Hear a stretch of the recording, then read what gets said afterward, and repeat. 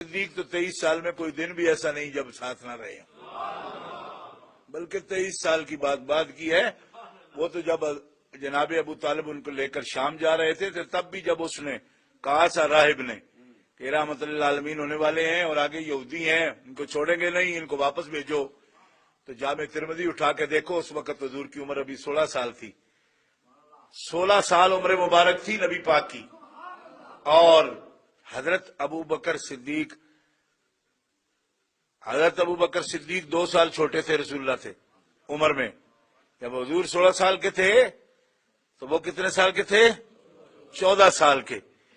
تو حدیث جامع ترمذی میں اٹھا کے دیکھو کہ جب کہا بحیرہ راہب نے کہ ان کو واپس بھیجو یہاں سے، آگے یہودی ہیں، وہ میری طرح نہیں ہیں، وہ بڑے متعصب ہیں، وہ ضرور ان کو مار دیں گے، واپس بھیج دو ابو طالب اگر ان کو آپ بچانا چاہتے ہو۔